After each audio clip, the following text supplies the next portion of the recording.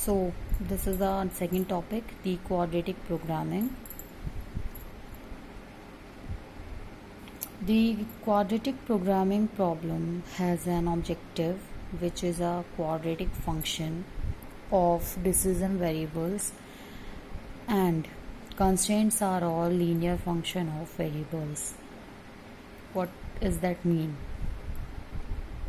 Quadratic से आपका क्या मतलब होता है? क्वाड्रेटिक से हमेशा सिंपली अगर हम नॉर्मली जानते हैं तो वो ये बताएंगे कि हाँ जो 2 की फॉर्म में है, ये जिनका कुछ स्क्वायर रूट्स है, ये जो स्क्वायर्ड में है, ठीक है, मतलब any thing which is in form of 2 तो वो आपका क्वाड्रेटिक है. क्लियर? अब क्वाड्रेटिक प्रॉब्लम की जो ऑब्जेक्टिव फंक्शन है वो हमेशा क्वाड्रेटिक फंक्शन रहेगा, जो कि हमने ऊपर एनएलपी में भी पढ़ा था. अब एनएलपी में क्या है, आपको ऑब्जेक्टिव फंक्शन क्वाड्रेटिक हो भी सकता है या फिर हो सकता है क्यूबिक मिल जाए, ठीक है, या फिर वेरिएबल्स का मल्टीप्लिकेशन मिल जाए. तो ये एनएलपी का एक कंसेप्ट था. बट क्वाड्रेटिक में क्या होगा कि ऑब्जेक्टिव फंक्शन हमेशा आपका क्वाड्रेटिक ही रहेगा, मतलब 2 की फॉर्म में रहेगा, ठीक है. डिसीजन वेरिएबल मतलब x1 x2 जितने भी आपके वेरिएबल्स प्रेजेंट होंगे इस क्वेश्चन में उस पे, एंड और जो कंस्ट्रेंट्स होंगे वो हमेशा आपके क्या रहेंगे, लीनियर रहेंगे.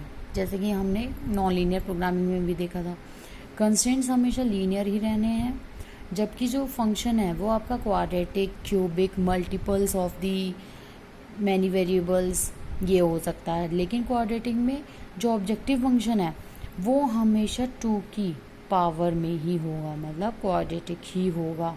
इसमें ये भी हो सकता था, ठीक है, या इसमें ये भी और ऐड हो सकता था 4x5 की पावर 2, ठीक है. तो ये आपका पूरा क्वाड्रेटिक फंक्शन है. कंस्ट्रेंट्स कैसे हैं हमारे पास, सिर्फ लीनियर, सिर्फ और सिर्फ लीनियर. लीनियर मतलब देखो x1 + 2x2 + x3 कोई भी पावर है किसी वेरिएबल पर नहीं है, less than equal to 40. Less than क्यों ऐड किया, because we have the maximisation case.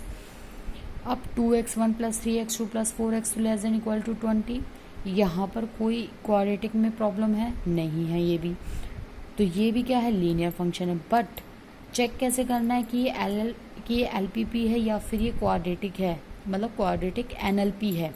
ये एक फॉर्म ही है एनएलपी की, क्वाड्रेटिक प्रोग्रामिंग, ठीक है. एनएलपी वो होती है जो सिंपली लीनियरिटी पर ना हो, वो सब नॉन लीनियर हैं. अब नॉन लीनियर में भी कुछ क्या होंगे, मेथड्स होते हैं, मतलब कुछ कैटेगरीज होंगी. जैसे क्वाड्रेटिक ये एक कैटेगरी है एनएलपी की. तो जैसे ही आपको फंक्शन 2s की फॉर्म में मिले पूरा, तो वो क्या है, क्वाड्रेटिक है. अगर यहाँ पर मैं इसको ऐड कर देती हूँ, सपोज 5 + 5x सपोज 3 की पावर 3, तो ये आपका क्या है, इट इज़ एन एनएलपी. ये आपका क्वाड्रेटिक में नहीं आएगा, बट ये एक एनएलपी है क्योंकि ये लीनियर नहीं है. यहाँ पे पावर्स हैं, इसकी पावर सब वेरिएबल्स की 1 नहीं है. लीनियर सिर्फ क्या है आपके, ये फंक्शन, ये डिसीजन वेरिएबल्स की कंस्ट्रेंट्स, सिर्फ ये लीनियर है. क्लियर? अब एक चीज़ और बता देती हूँ, डिटेल में हम आगे पढ़ेंगे. 3 मेथड्स होते हैं एनएलपी को या क्वाड्रेटिक प्रॉब्लम को सॉल्व करने के लिए, ठीक है. इन्हीं 3 मेथड्स के साथ साथ आप कुछ छोटे छोटे मेथड्स भी पढ़ेंगे, जिसमें कि आप ये चेक करेंगे कि हम कैसे नॉन लीनियरिटी के ऑब्जेक्टिव फंक्शन का ये चेक करते हैं कि वो मैक्सिमाइज है या फिर वो मिनिमाइज है, या हम ये कैसे चेक करते हैं कि इसकी इनइक्वालिटीज़ ग्रेटर में आनी चाहिए या लेसर में आना चाहिए, ठीक है. तो ये छोटी छोटी चीज़ें हम लोग इसमें फाइंड आउट करेंगे एनएलपी में, बट इन तीनों मेथड्स के साथ. तो सबसे पहले एक मेथड आता है Lagrange method, second we have the Wolfe's method, then we have the Kuhn Tucker method, ठीक है. सबसे इम्पॉर्टेंट मेथड जो है वो आपका वोल्फीज एंड कर्नेल-टकर, ये दोनों ही मेथड इम्पॉर्टेंट हैं. बट ये दोनों ही मेथड में आपका एक मेथड इन्वॉल्व है जो कि हमेशा सबसे पहला बेसिक स्टेप है, वो है हमेशा लैग्रांजे मेथड, ठीक है. लैग्रांजे मेथड में आपका क्या होता है, इसमें हमें कोई वैल्यूज़ को फाइंड आउट नहीं करना.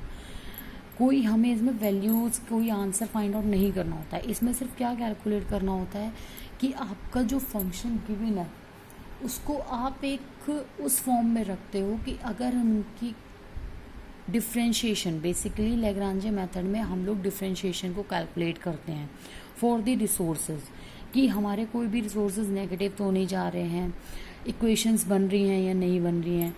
एक चीज़ और, एनएलपी में कभी भी हम लोग सिंपली, जैसे हम ग्राफिकल मेथड या सिंप्लेक्स में अभी आगे बता रही थी, उनमें जैसे हम सॉल्व करते हैं इक्वेशंस को, ऐसे सॉल्व नहीं करना है, ठीक है। इनका कुछ अलग मेथड होता है। हम कुछ लीनियर फंक्शन जैसे हम एलपीपी में सॉल्व करते थे, इस तरह से कोई सॉल्व नहीं करते हैं। एनएलपी को सॉल्व करने के लिए तरीके कुछ अलग होते हैं, जिसका बेसिक फर्स्ट स्टेप होता है लैग्रांजे मेथड, ठीक है।